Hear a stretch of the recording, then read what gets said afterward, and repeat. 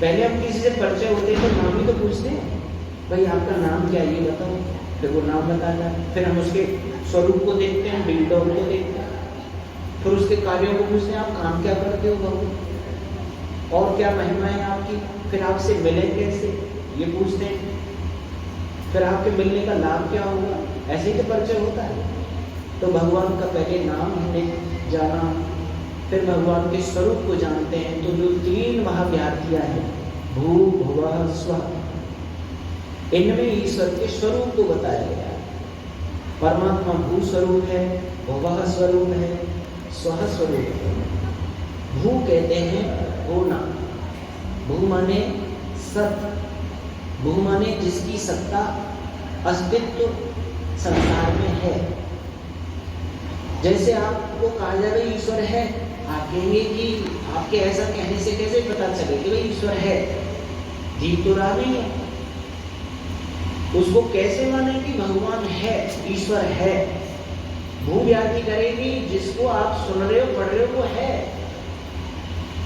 ऐसा नहीं कोई पूरी कल्पना हो कि भाई ईश्वर कल्पना से कह रहे हो लोग कोई है, नहीं, वास्तव में ईश्वर है, ये भू व्याख्या बता रहे हैं, उसकी सत्ता है।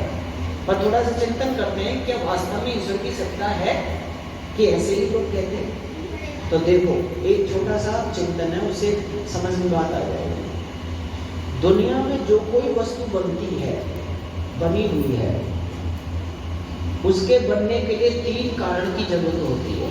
बिना 3 के दुनिया की कोई चीज नहीं बन सकती है। सुई से लेकर हवाई जहाज तक कोई चीज भी, ये माइक भी 3 के द्वारा बना है, ये कुर्सी भी, ये मकान भी, ये लोटा भी, ये हवन कुंड भी, ये वस्त्र भी, ये घड़ी भी, मोबाइल भी, कोई चीज ऐसी नहीं है जिसको 3 की जरूरत नहीं है। बिना 3 के कोई चीज बन नहीं सकती है। वो 3 कौन से हैं? शास्त्र की भाषा में निमित्त कारण, उपादान कारण और साधारण कारण। जैसे उदाहरण के लिए एक मिट्टी का घड़ा है, इस घड़े को घड़े रूप में आने तक 3 की जरूरत है। निमित्त कारण कहते हैं चेतन कारीगर को, जिसके द्वारा वस्तु बनाई जाती है। ज्ञान पूर्वक, जो ज्ञानी होना चाहिए, समझदार होना चाहिए, चेतन होना चाहिए। तो घड़े का बनाने वाला ज्ञानी कारीगर है कुंभकार। बिना कुंभकार के घड़ा नहीं बन सकता। दूसरी बात, उपादान कारण मिट्टी होनी चाहिए। कुंभकार ज्ञानी हो, घड़े बनाने का ज्ञान रखता हो, चेतन हो, परंतु मिट्टी नहीं हो तो भी घड़ा नहीं बन सकता। मिट्टी होगी तो ही ज्ञानी कारीगर मिट्टी में से घड़ा बना सकता है। तो मिट्टी है उपादान कारण। और तीसरी चीज है चाक, डंडा, धागा, प्रकाश, समय, दिशाएं, ये साधारण साधन नहीं हो तो भी घड़ा नहीं बन सकता है। अर्थात एक लोटे को बनाने के लिए 3 की जरूरत, माइक को बनाने के लिए 3 की जरूरत, ये जो गुलदस्ता बना के कोई लाया है इसमें 3 की जरूरत है। कोई चीज बिना 3 के नहीं। तो उसमें एक निमित्त कारण, चेतन, कारीगर, ज्ञानी होना चाहिए। तो इस दुनिया में जो चीज बनी हुई है उनके चेतन कारीगर 2 हैं। एक परम चेतन ब्रह्म परमात्मा कारीगर है, दूसरा जीवात्मा है। भगवान की बनी हुई सृष्टि में से घर, मकान, गाड़ी, बंगले, मोटर कार आदि बनाता है जीवात्मा। और सृष्टि में से, प्रकृति में से सूर्य, चांद, पृथ्वी, ग्रह, उपग्रह, औषधियां, वनस्पतियां, मनुष्य, पशु, पक्षी, कीड़े मकोड़े बनाता है परमात्मा। परमात्मा इस सबका कारीगर है। यानी रचना बता रही है कि इसका रचयिता है, उसको कहते हैं भू। हर रचना के पीछे एक रचयिता बैठा है। तो सूर्य को, चंद्रमा को, पृथ्वी को, इनको देख करके किसका ज्ञान होता है? ईश्वर का। जैसे मोबाइल को देख के मोबाइल बनाने वाले का ज्ञान होता है, वैसे ही सूर्य को, पहाड़ों को, नदियों को, मनुष्यों को, पशुओं को देखकर इनके बनाने वाले ब्रह्म का ज्ञान होता है। तो भू कहती है कि वो रचनाकार हर सत्ता के पास है, संसार का बनाने वाला है। फिर कहा कि बनाने वाला क्या है और क्या स्वरूप है उसका? तो वो कहते हैं भुवः, वो चेतन है, माने ज्ञानी है, बहुत बड़ा ज्ञानी है। अनंत ज्ञान है उसके अंदर। इस दुनिया में प्रकृति में कितने परमाणु हैं, अणु हैं, उन सब का ज्ञान है। दुनिया में कितने सूर्य चांद पृथ्वी कैसे बन सकते हैं, इनको बनाने के लिए भगवान ने किसी से ज्ञान नहीं लिया। जैसे कोई जानता नहीं है तो वो ज्ञान लेगा, भाई मकान कैसे बनाऊं, कुछ मुझे सलाह दो, भाई ये भोजन कैसे बनाऊं, मुझे कुछ सलाह दीजिए। हम किसी से भी ज्ञान उधार लेते हैं और तब हम कोई चीज निर्माण कर पाते हैं। लेकिन भगवान ने ये दुनिया बनाई है अपने स्वाभाविक ज्ञान बल क्रिया च, शास्त्र में आता है, अपने संपूर्ण ज्ञान से, किसी से उधार नहीं लिया और ये दुनिया बनाई है। सभी जीवों के कर्मों का ज्ञान है, अच्छे बुरे कितने करते हैं, अनंत आत्माएं हैं जो मानो हम नहीं गिन सकते, असंख्य सब, उन सब के कर्म अच्छे बुरे, उन सब का ज्ञान भगवान के अंदर है। उन सबको कब कब कितना कितना फल देना है, ये सब भगवान को ज्ञान है। सारी दुनिया के पदार्थ कैसे कब किस रूप में बने हैं, उनके क्या गुणधर्म स्वभाव है, अग्नि का क्या गुणधर्म स्वभाव है, सबका संपूर्ण ज्ञान, इसलिए उसको भोगा कहते हैं। साथ साथ भोगा का एक अर्थ दुख विनाशक भी है, यानी स्वयं भगवान दुखों से दूर है और जो उसकी भक्ति उपासना करते हैं वो भी दुखों से छूट जाते हैं। भगवान की समीपता से दुख विनाशक, ईश्वर की समीपता से दुख दग्ध हो जाते हैं, जल जाते हैं, दुख नहीं रहते। तो भगवान को भोगा शब्द आते ही चेतन ज्ञानवान समझा करो, भू समझते अस्तित्व रचनाकार के रूप में देखा करो। भोगा शब्द आते ही भगवान को ज्ञानी रूप में देखा करो, दुख विनाशक रूप में देखा करो। और फिर आगे आता है वो स्व है। स्व कहते हैं सुख स्वरूप को, स्व कहते हैं आनंद स्वरूप को। तो कोई पूछे भाई भगवान का स्वरूप क्या है, तो तीनों व्याख्या करें, सच्चित आनंद स्वरूप है, सच्चिदानंद स्वरूप। सत भी है, चेतन भी है, चेतन का मतलब ज्ञानवान, चित्त संज्ञा में धातु से बनता है, जो ज्ञानी है, और वो सुख स्वरूप है, आनंद स्वरूप है। एक होता है रूप और एक होता है स्वरूप। रूप होता है जो आंख से देखा जाता है, रूप अग्नि का गुण है। आंख जिसको देख रही है वो रूपवान चीज है, वो प्रकृति से बनी हुई चीज है, इसलिए आंख से नहीं देखा जा सकता भगवान को, वो इंद्रियातीत है। ये इंद्रियां केवल प्रकृति के पदार्थों को दिखाती है।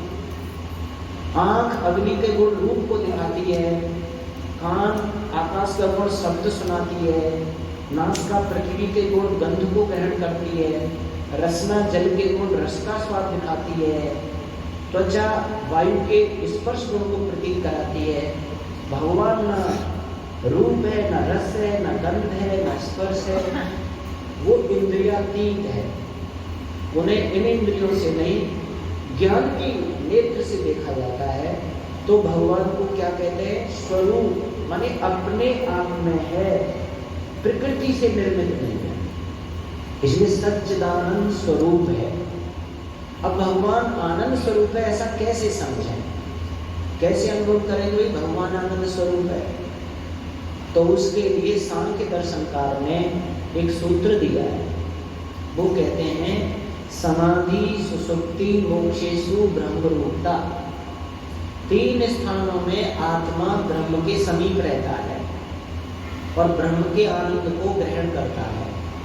हम सब जीवात्मा, आप सब 3 स्थानों पर भगवान के आनंद का पान करते हैं। कौन कौन से स्थान है? पहला स्थान है मोक्ष। मोक्ष किसको कहते हैं? जहाँ शरीर नहीं होता और आत्मा ब्रह्म में विचरण करती है, जिसको अपवर्ग कहते हैं, मोक्ष कहते हैं, मुक्ति कहते हैं, निःश्रेयस कहते हैं। वहाँ शरीर नहीं होते, आत्मा ही आत्मा ब्रह्म में रहती है और ब्रह्म के आनंद का पान करती है। पर आप सब ये कहेंगे भाई ये तो मुक्त आत्माओं को ही बोध होगा, ज्ञान होगा, हम तो नहीं कर सकते। हमको कैसे पता चले कि भगवान आनंद का धाम है? तो दूसरा स्थान दिया है समाधि। एक समाधि लगाते हैं कुछ योगी लोग, चाहे माताएं योग साधना करें, चाहे पुरुष योग साधना करें, जो योगी हो जाते हैं, योग साधना को पूरा कर लेते हैं, वो समाधि में बैठ जाते हैं और उस समय वो भगवान की निकटता में होते हैं, शरीर से कनेक्शन कटा होता है, ईश्वर से जुड़े होते हैं और आनंद अनुभव करते हैं। पर आप यहाँ भी प्रश्न कर सकते हैं कि ये तो योगी लोगों को यह अनुभव होगा कि भगवान आनंद स्वरूप है, हम कैसे अनुभव करें? तो उसके लिए तीसरा स्थान दिया है सुषुप्ति, गहरी नींद, प्रगाढ़ निद्रा। आप हम सब गहरी नींद में तो सोते ही हैं। 24 घंटे में से 5 घंटे, 4 घंटे, 6 घंटे गहरी नींद में जाते हैं कि नहीं? जो गहरी नींद में हम सो जाते हैं, जिसको बेहोशी कहते हैं, हमें कोई होश नहीं होता, हमें ये पता नहीं होता मैं कौन हूँ, हमें ये पता नहीं होता मैं कहाँ सो रहा हूँ, हमें ये पता नहीं होता कि मेरा अपना क्या है, न मेरा कुछ अपना होता है, न मैं कुछ होता हूँ, न मुझे कोई ज्ञान बोध होता है, बेहोशी होती है। और जब उस गहरी नींद से हम जगते हैं तो हम कहते हैं मैं आज बड़े आनंद में सोया। ये जो कुछ भी नहीं था और फिर कह रहा मैं बड़े आनंद में रहा, आनंद में सोया, ये किसका आनंद था? उस गहरी नींद में जीवात्मा किसके आनंद को ग्रहण कर रहा था? तो शास्त्रकार कहते हैं ब्रह्म के आनंद को, ब्रह्म की समीपता में था, क्योंकि इंद्रियों से कटा हुआ था। जब गहरी नींद में कोई सो रहा हो तो कान तो खुले रहते हैं, कान का पर्दा भी खुला हुआ है, चलो आंखें तो बंद है, रूप नहीं देख सकता, नासिका भी खुली है, त्वचा भी खुली हुई है, कान भी खुले हुए हैं, आप आवाज लगाओ, अरे भाई रमेश रमेश रमेश, बहुत देर बाद जगेगा, हाँ क्या बात है, अरे मैं इतनी आवाज दे रहा हूँ, भाई मैं गहरी नींद में सोया हुआ था, कान खुले हुए हैं, कई आवाजें दी हैं, फिर रमेश सुन क्यों नहीं रहा? वो आत्मा सुन क्यों नहीं रहा? क्योंकि उसका कान से संबंध कट गया है, सुनने वाली इंद्रिय से कनेक्शन कट गया है, और वो कहाँ चला गया है? सुषुप्त स्थान में। इसमें 4 स्थान माने जाते हैं, जागृत, स्वप्न, सुषुप्ति और तुरीय अवस्था। अब हम सब जागृत अवस्था में है। जीवात्मा जागृत अवस्था में यहाँ रहता है, इंद्रियों के समीप दुनिया का ज्ञान करता है। स्वप्न अवस्था में कंठ में चला जाता है, सूक्ष्म शरीर से जुड़ा होता है, स्थूल शरीर से कट जाता है।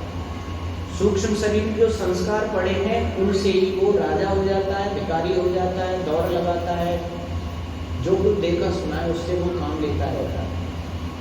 और एक सुषुप्त स्थान है, कारण शरीर, उसमें जाकर के हम सूक्ष्म शरीर से भी कट जाते हैं, स्थूल शरीर से भी कट जाते हैं, ब्रह्म के नजदीक पहुंच जाते हैं, ईश्वर के नजदीक। होश नहीं होता पर नजदीकी ईश्वर की होती है, संसार से कटे होते हैं। कोई जेल की सलाखा में पड़ा हो, दिवालिया हो गया हो, पत्नी बीमार है, बच्चा खत्म हो गया हो, फिर भी ये सारे कष्ट सोते ही खत्म। न वो दिवालिया है, न बीमार है पत्नी, न बच्चा खत्म हुआ, कोई पता नहीं, कुछ नहीं, आनंद में सो रहा है। संसार से कट गया, संसार के व्यवहारों से कट गया, ब्रह्म से जुड़ गया। आप अपने जीवन के किस स्थिति में सबसे ज्यादा सुखी देखते हो? पूछा जाए तो आप कहेंगे गहरी नींद। कभी पहले एक कविता आती थी ना, नींद बड़ी मीठी होती है, रस से जीवन भर देती है। ईख बड़ी मीठी होती है, ऐसे ईख का बनाया किसी ने। नींद भी बहुत मीठी होती है, सबसे ज्यादा स्वाद नींद में आता है। गहरी नींद में कोई सोया हुआ हो और आप बढ़िया वस्त्र ले जाओ उसके पास, बेटा या बहू या कोई जाओ, वस्त्र ले लो, तो बाद में लूंगा, अब मुझे सोने दो, बढ़िया भोजन ले जाओ, दूध ले जाओ, अब मैं लूंगा, मुझे सोने दो, गहने ले जाओ, सबको लगा देता। पत्नी पति के पास जाए तो भी, पति जाए तो भी, मुझे गहरी नींद आ रही है, सोने दो। कोई अच्छा नहीं लगता नींद जब आती है, कुछ भी अच्छा नहीं लगता, सब फीके पड़ जाते हैं रस, क्योंकि वो परम रस से जुड़ा हुआ होता है, उस समय परम रस से जुड़ा हुआ होता है। ऋषि क्या कहते हैं? ये भगवान का नमूना है, मेरे समीप रह के तुम कितने सुखी हो जाते हो। ये भगवान का एग्जाम्पल है, मेरी निकटता से तुम्हें क्या मिल सकता है। ये मुक्ति का ये मोक्ष का भगवान ने उदाहरण दिया हुआ है। बोला ये गहरी नींद वाली स्थिति आप जागते हुए बना लो ऐसे योग साधना के विधि विधान से, तो उसको समाधि कहेंगे। और यह स्थिति आप मुक्ति की पाठ्यक्रम पास कर लो तो शरीर रहे भगवान में रहने से उसको हम मुक्ति और मोक्ष कहते हैं। वहाँ आनंद ही आनंद होता है। तो ऋषि कहते हैं कि संसार के धन विद्या बल आदि से जो सुख मिलता है उससे लाखों गुना आनंद भगवान की समीपता से प्राप्त होता है। वैसे तो सांसारिक सुख भी हम ईश्वर की कृपा से पा रहे हैं। ये जो शरीर है जीवात्मा को दिया है तो रसगुल्ला खा रहे, रूप देख रहे, इनको भगवान की दी हुई देन से ही संभव है। और मुक्ति में भगवान की दी हुई शक्ति से आनंद लूट गया। जीवात्मा अकेला कुछ भी नहीं है ऐसे समझो। दोनों जगह भगवान की कृपा से ही जीवन में सुख प्राप्त करता है। इस जीवन में तो ईश्वर के दिए हुए यंत्रों से सुख ले रहे और मुक्ति में भगवान के सानिध्य से सुख प्राप्त करते हैं। इसलिए भगवान को सच्चिदानंद स्वरूप मानना चाहिए और उसको पाने के लिए योग साधना करनी चाहिए। बैठ करके समाधि का उपाय जो अष्टांग योग के माध्यम से महर्षि पतंजलि जी ने हमें समझाया है, यम नियम आसन प्राणायाम प्रत्याहार धारणा ध्यान और समाधि। अवसर मिला तो इन पर भी चर्चा करेंगे। तो भगवान क्या हो गया? सच्चिदानंद स्वरूप। अब भक्त ने कहा भगवान मैं आपका नाम भी समझ गया, आपके कुछ स्वरूप से भी परिचित हो गया हूँ, मैं आपके